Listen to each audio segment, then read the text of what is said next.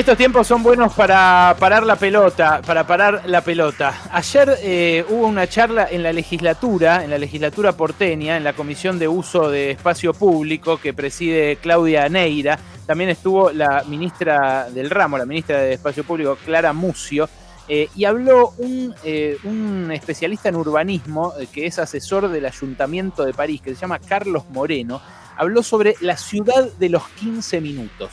Es algo sobre lo que vengo pensando bastante y que me impactó el fin de semana cuando fui de vuelta a un espacio verde permitido, porque acá, cerca de donde vivo, abrieron el Parque Vial Costero, entonces pude ir y ver, y hicieron algo parecido a lo que ya habían hecho en Rosario, que son círculos en el pasto para que la gente, las familias, se puedan sentar y mantenerse a distancia social de las otras. Y claro, hay un montón de mini transformaciones que vemos fragmentariamente, porque claro, algunos salen un cachito, algunos salen un poco a comprar, un poco a laburar, algunos ahora están saliendo más porque se flexibilizaron varias actividades, entonces están saliendo más, pero claro, se ven algunos cambios en la ciudad que a muchos los sorprenden. Y se ven, por ejemplo, calles que se peatonalizaron parcialmente, algunas veredas que se ensancharon. En algunas avenidas, por ejemplo, en Federico Lacroze, hay ciclovía ahora, que no había antes. Hay otras ciclovías también que se empezaron a improvisar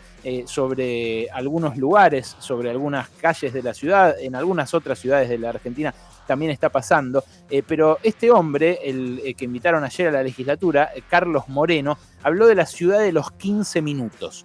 Y la ciudad de los 15 minutos es una ciudad donde se adaptan las necesidades de sus habitantes para tener que desplazarse menos, que es algo que en esta pandemia tuvimos que aprender a hacer a la fuerza, a los puñetazos prácticamente, pero que también tiene que ver con un desafío que enfrenta después la humanidad, que es el cambio climático, el calentamiento global, el uso excesivo de combustibles fósiles. Yo, qué sé yo, ahora estoy, bueno, lo cuenta siempre Nico Gandini, estoy cargando un tanque de nafta cada, no sé, 2 meses, porque uso un cachito, antes iba todos los días a la radio, ahora ni siquiera, voy al canal una vez por semana, uso poco el auto. Bueno, este hombre, Carlos Moreno, lo que contó es que estas transformaciones no son tan desafiantes en lo infraestructural como uno creía. Porque yo cuando escuchaba hablar de esto, de ciudades de 15 minutos o de supermanzanas, decía, ¿cómo nos vamos a poner a hacer obras de infraestructura en el medio de la pandemia?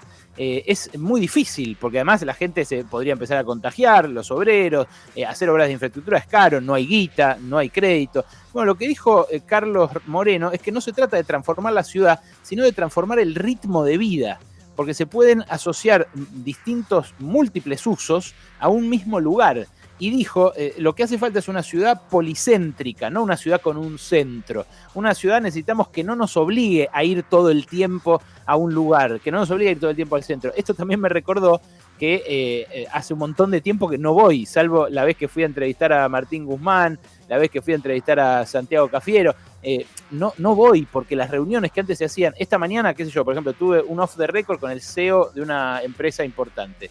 El tipo me atendió desde su living con una remera de cerveza Modelo, está bien, aflojó el chabón, como aflojó Ann Kruger, que entrevisté ayer a la ex número 2 del Fondo Monetario y me atendió en camisón. Tampoco tanto, pero la gente, digo, no va a encontrarse a lugares. Y sobre esto, sobre el cambio de las ciudades, yo ya había leído mucho por Fernando Berkovich, mi hermano, Fer, él es sociólogo, es urbanista. Para los que no lo siguen, él publica una newsletter todos los viernes en Cenital, que vos es gratis, te registrás con tu mail y te llega a tu casilla. Es buenísimo lo que hace Fer en Trama Urbana, que así se llama esta newsletter. Y ahí, por ejemplo, vi que en el New York Times estaban criticando lo que hicieron en Nueva York, y eso que es un alcalde súper progre, el que hay en los 5 barrios de Nueva York, digamos, que es Bill de Blasio. Pero ahí peatonalizaron 22 calles, por ejemplo, para poner mesas de restaurantes, ahora que es verano, ¿no? Y lo que dice una nota que cita Fer ahí en el Trama Urbana es que la población más pobre, que ya no estaba yendo a restaurantes, no se benefició por estos cambios, estas intervenciones urbanas que empiezan a hacer en las ciudades para para capear la pandemia.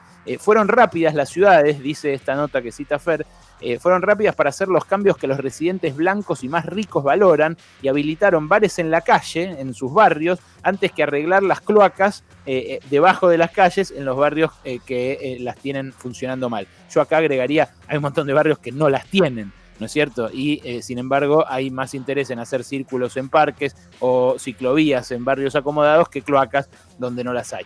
Pero también hablando de esto, de vuelta citando a Fer y a su trama urbana, el plan de la ciudad de los 15 minutos es súper interesante porque incluye también la idea de las supermanzanas. Y las supermanzanas no es algo que se construya. No es que se ponen cemento en las calles y se cierran las calles del medio para hacer estas supermanzanas que pueden tener 4 o 16 de las manzanas que nosotros conocemos.